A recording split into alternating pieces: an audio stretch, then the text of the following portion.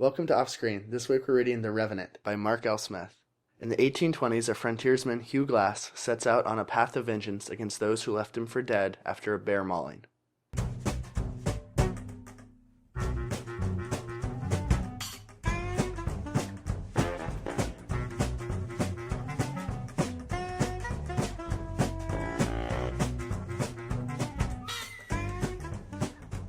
Okay, so Mark L. Smith. Mark L. Smith.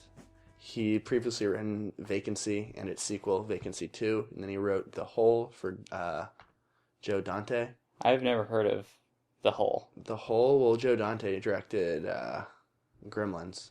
Oh, wow. And a bunch of, 80s type movies that were, a little dark. Yeah, but I think my takeaway from this, just looking at what else this guy has written, I would say it's mostly horror, right? Pretty straightforward. Horror, thriller, which is The Hole, which is Vacancy, definitely. It's an interesting perspective from which to view this movie, because I think most people, if you watch the trailer, they wouldn't necessarily call it a horror movie. No. It probably speaks to what the producers what they had in mind when they were looking for someone to adapt the book. Yeah. Which the book was written by Michael Punke. And I don't think he has any other published books, but he is a very successful dude who apparently now can't do any press for the movie because he's the U.S. ambassador to the World Trade Organization. Mm. Yeah. But Hugh Glass's story has been told, the main character, who's played by Leo DiCaprio in the movie, was told once before in a film called Man in the Wilderness, which apparently wasn't that It's the same story? What do you mean? Is this based on a true story? It's based on a true story. Oh, I didn't even realize that. He's a legit 1820s frontiersman. Oh, okay. Who apparently was mauled by a bear. Wow, okay. And left for dead. I feel like, did you ever see Legend of the Falls?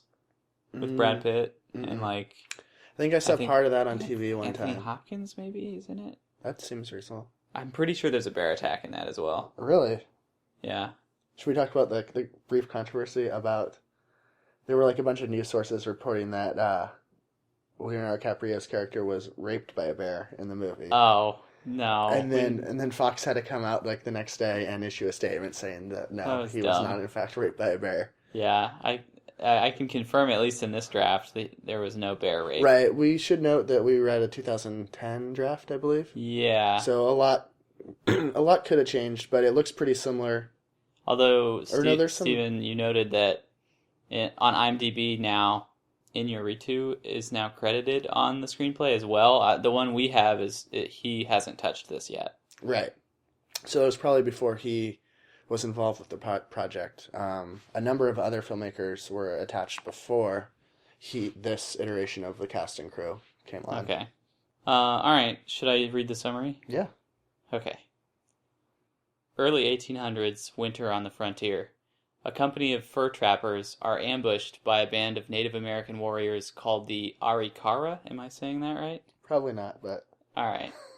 The few surviving white men escape towards Fort Union, their home base, but it's not long after setting out into the wilderness that one of them is savagely mauled by a grizzly bear. His name is Hugh Glass, and as the company's scout, blame for the ambush falls on him. That's why Fitzgerald, another one of the trappers, doesn't have the patience to drag him wounded all the way back home. While on watch that night, Fitzgerald claims to hear the Arikara coming back for them. The men all flee, forced to leave Hugh Glass behind for dead. Glass isn't dead, though. He's alive, just barely. Just enough to know that there were no Indians that night. Amid delirious flashbacks of his past, a sick wife and a son in Pennsylvania, Glass drags himself for miles through the snow on a path of vengeance against Fitzgerald. On his way, he's taken in by the Sioux Indians, a much more peaceful tribe than the Arikara. Their medicine man miraculously revives Glass, and when he tells his story, they dub him the Grizzly Man. The Sioux Indians even give him a horse, which Glass rides on his way back to Fort Union. By the time he arrives, Fitzgerald has already deserted the company of trappers, but word soon spreads that Glass is alive and looking for him. At last, Fitzgerald, recognizing the righteous hatred he's inspired, determines to confront Glass head-on. Their paths cross on a frozen river, and in one climactic battle, Glass drowns Fitzgerald, trapping him beneath the ice. The Arikara come upon the scene just as Hugh Glass discovers he's been fatally stabbed in the fight. By now, the Arikara too have come to know of the Grizzly Man, and out of respect, leave him to die in peace. That was my interpretation of the ending. Yeah. There was just some unspoken agreement or, mutual know, respect or something at the end there. It's kind of funny, but like when the Arikara leave him, it's not clear to the reader yet that he's like dying. You don't think it was clear that he's dying? No, it's clear like immediately after. Like he dodges this near-death encounter with the Arikara, and then it's like revealed that he's bleeding out and he dies. I thought that it was like the way I said it. I thought he discovered that he was stabbed and then they find him. But I can't remember exactly the order that it played out now, I guess. No, you're right. Yeah. Yeah. But I guess I left out that he like yells this whole spiel to the Indians before they turn their backs on him and leave him to die. To the Arikara. Right. We can't be pronouncing that right. But he's just yelling to them. He's like declaring that he's the Grizzly Man and he's like, and I will kill you. And he basically says, bring it on. Yeah. And they're like, no, it's okay. Basically. I am Matu Wakasa. I have killed whites and I have killed Arikara and I have killed Grizzly and I will kill you. Yeah. So what were your overall thoughts? I like this, and I think it's made me more excited even to see the movie, which I was already going to see. Definitely. Same. Well, I wasn't really planning on seeing the movie, but I kind of want to now. Oh, really? Yeah. I was digging the vibe. See, I think Inarritu has enough cachet that I'll probably go see any of his movies. Oh, okay. At this point, but I feel like the screenplay is something that will be even better on screen. Just because... You said that before, and my answer before is that I think everything should be better on the screen. That's like the point of a screenplay is to make something that is going to be really cinematic. But this is like it's very visceral and like it's very visceral, and it relies a lot on nature and like man versus nature. Uh-huh. And I think seeing that is going to be even more impactful than it will reading it, especially when reading it like in screenplay form. There's an economy of language that maybe softens like how dramatically it'll be felt. I feel like also... So like when we're seeing Leonardo DiCaprio like actually dragging himself out, it'll be like of the grave. It'll be... Oh, yeah. It'll evoke stronger feelings than the 2 paragraphs that's devoted to it. Sure. Here. I did want to say that I thought that it was really interesting that this is about 100 pages, the screenplay, and you would think in a traditional script, the main story arc would be established in like the 30 pages. Like usually the first act ends with some kind of an impetus that launches Act 2, and it gives you like the main tension, like what the character is trying to achieve. So here, naturally, you'd think, okay, well, that's going to be when he comes back or recovers enough that he can go after Fitzgerald for revenge or vengeance. But that scene doesn't happen in the script until almost halfway through. It's like page 45 of the script. And I just thought that was fascinating. I'm not sure what to make of that. Can I offer a theory? Yeah. That it's later because it's really important to establish the reasons for his revenge. Like for him wanting to seek revenge and for us to identify and like connect with this character and really pull for him. And then there's kind of like a limit to the number of ways this one character can like trek back looking for one dude.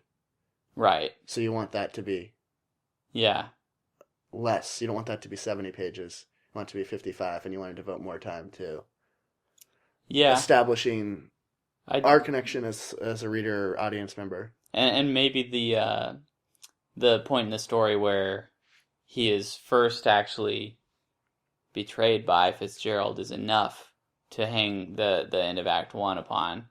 I don't remember where exactly in the script that came, but whatever. The first real critique I would have of this script is the flashbacks.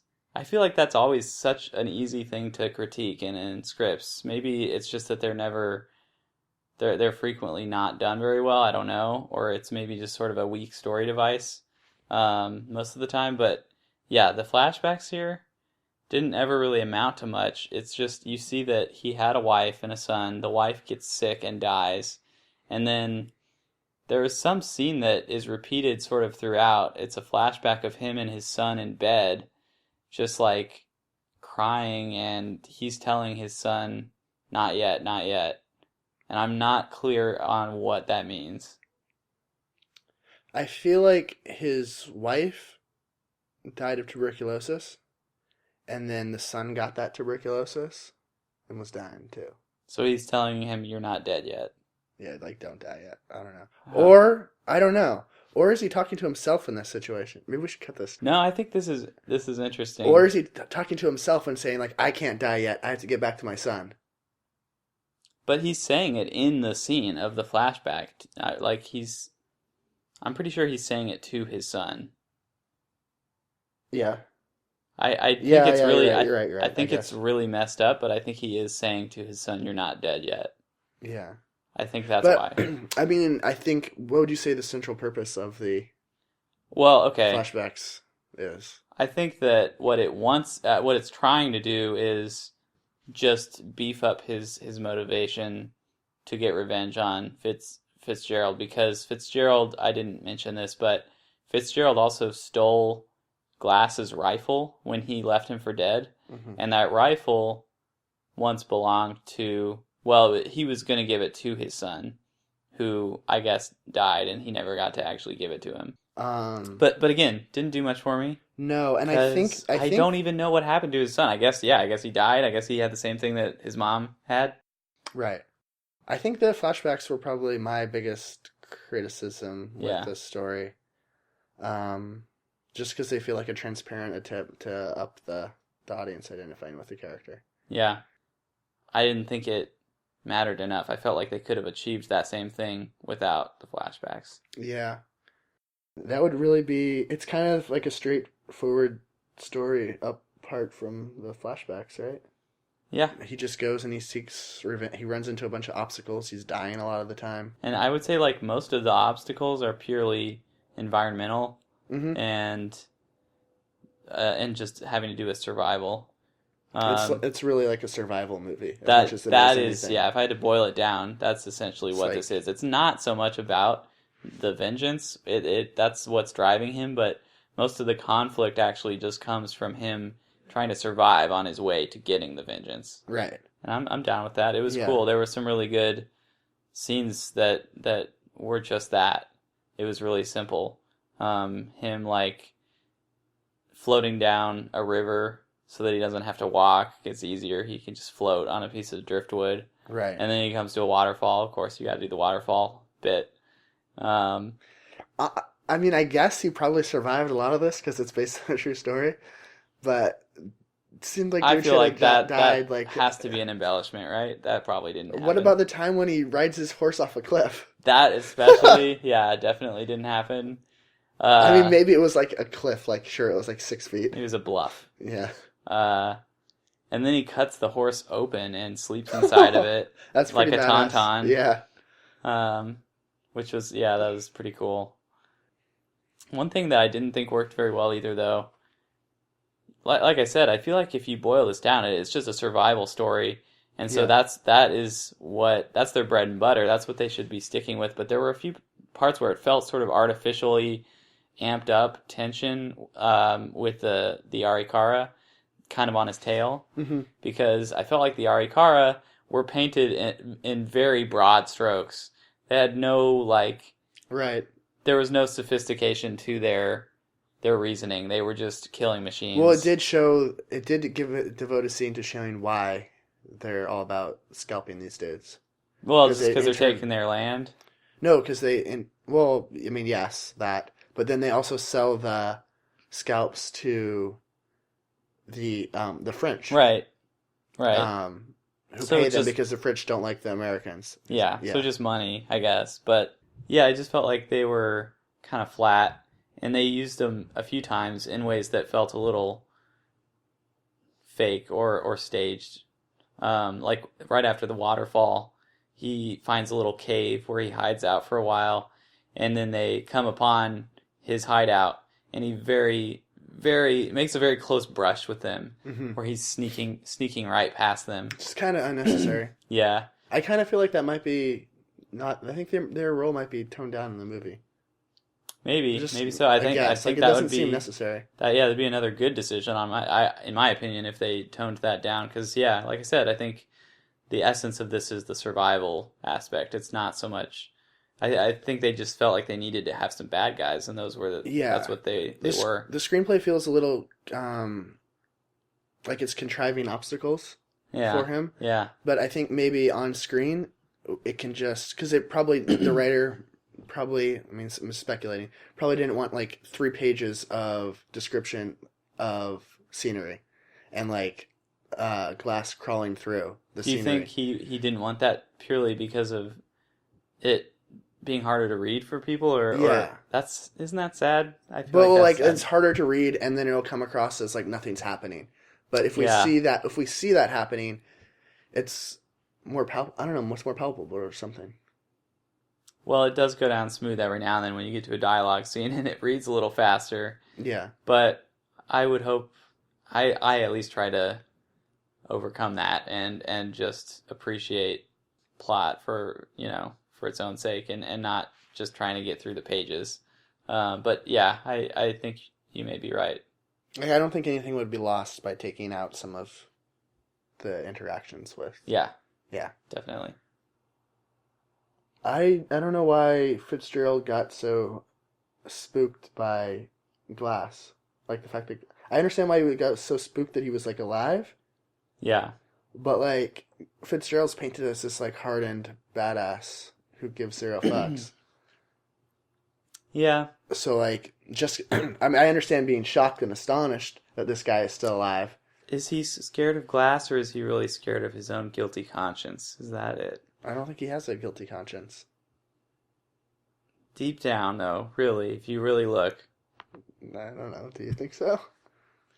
I don't know, but I feel like that should be the case. If he is really scared, I think it's probably because he knows he deserves what's coming.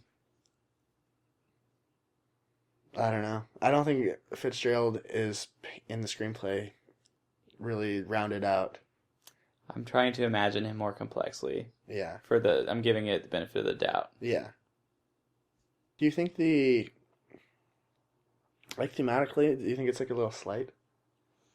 Yeah.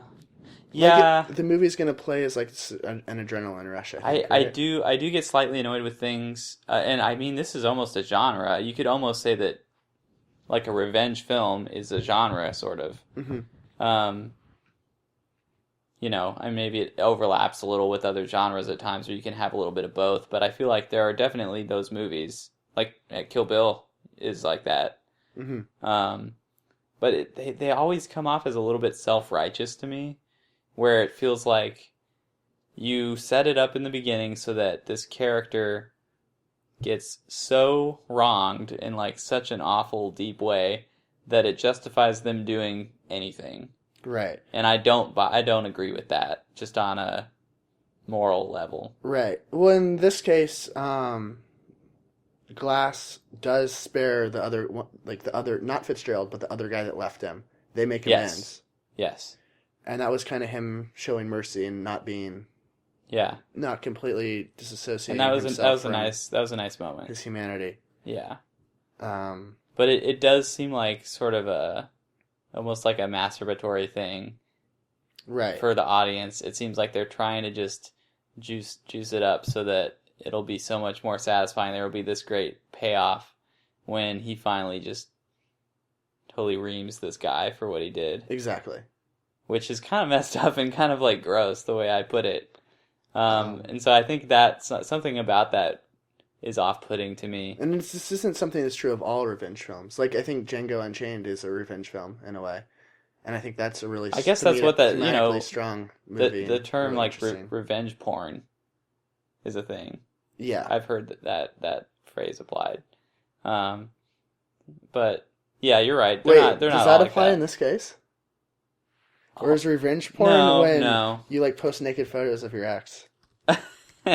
Or is that just a type of revenge? Uh. Yeah, it is. Oh. Yeah. Okay. Are you thinking of torture porn? No, I'm not. That's a. Which is like an Eli Roth movie.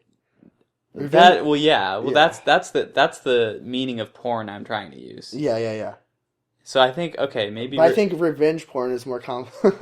You're talking about porn created for the sake of revenge. I'm talking about. No, well. Yeah, you are. I'm talking about the dissemination of explicitly explicit images or video without the consent of the subject. Right. Yeah.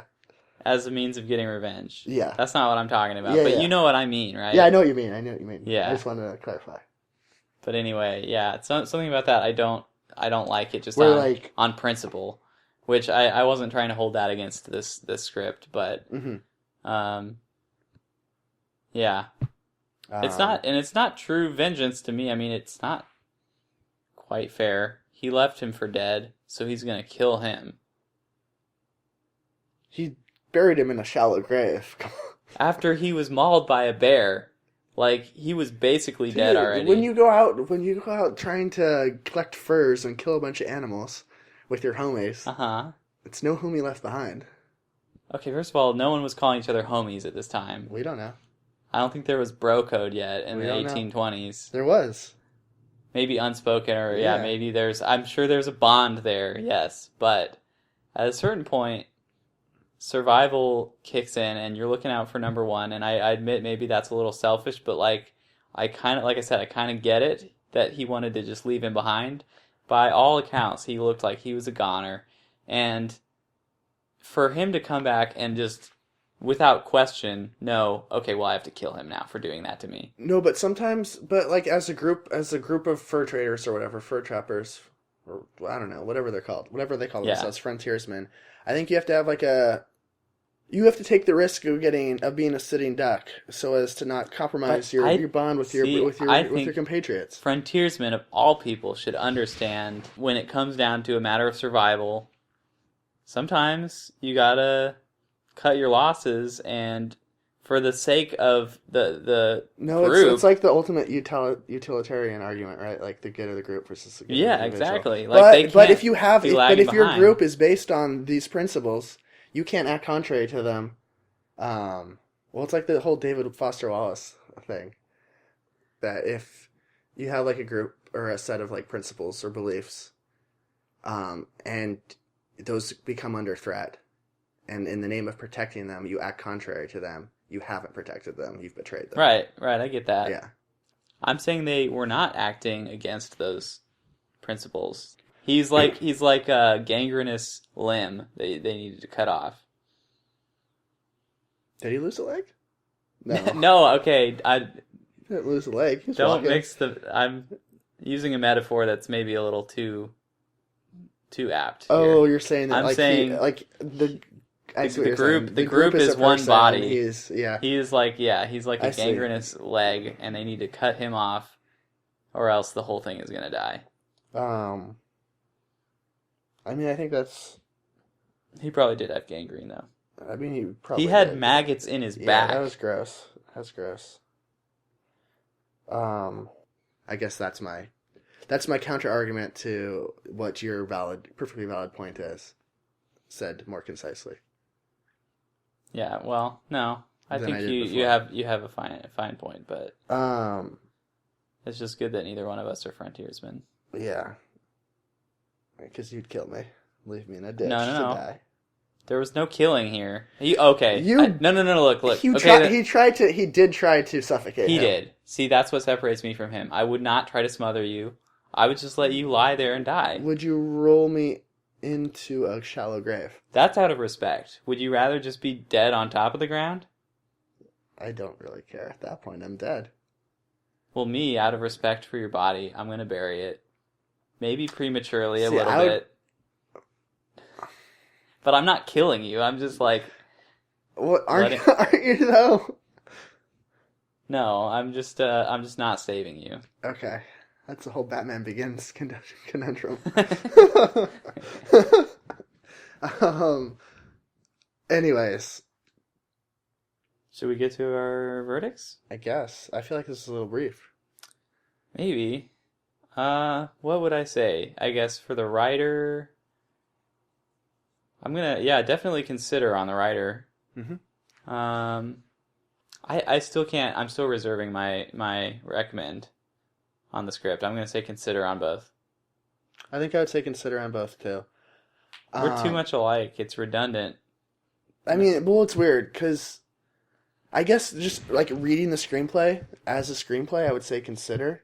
But, like, I'm super amped to see this movie. Why? Maybe it's the people involved, and maybe it's the trailer. But I think the movie's going to play better than the screenplay read.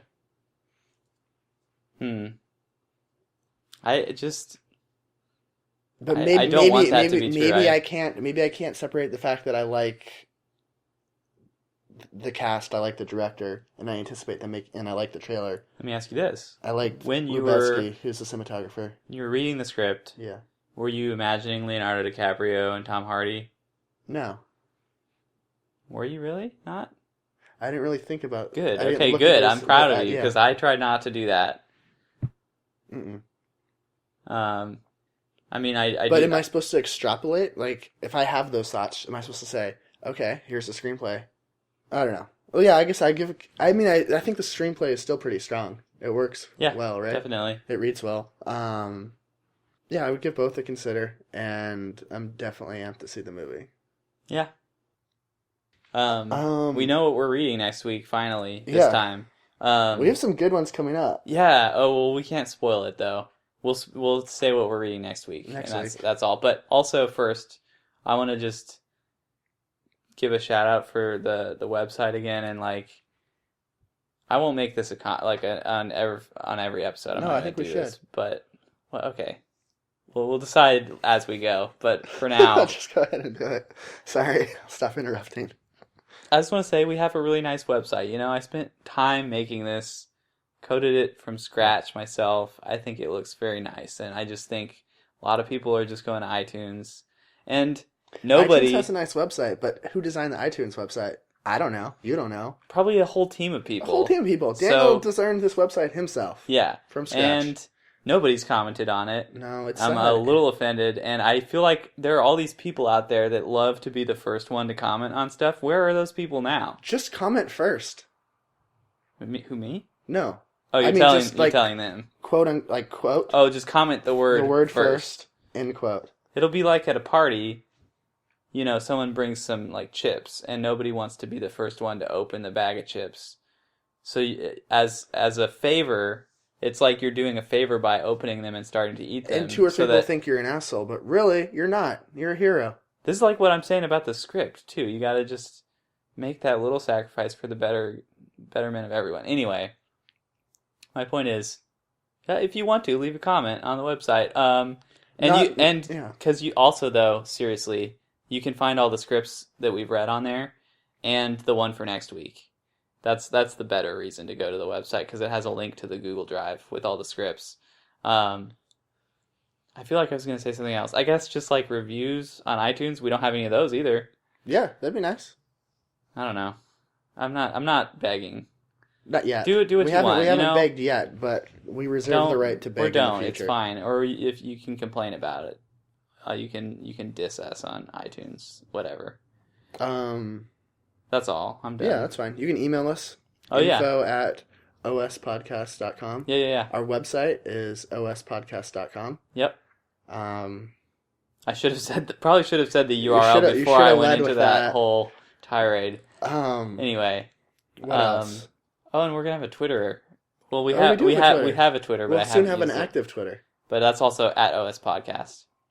Yeah, so be our first follower. You won't win our prize.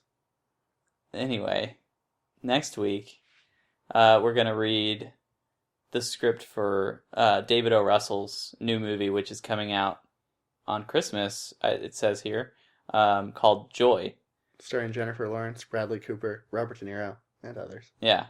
And it says, Joy is the story of a family across 4 generations and the woman who rises to become founder and matriarch of a powerful family business dynasty.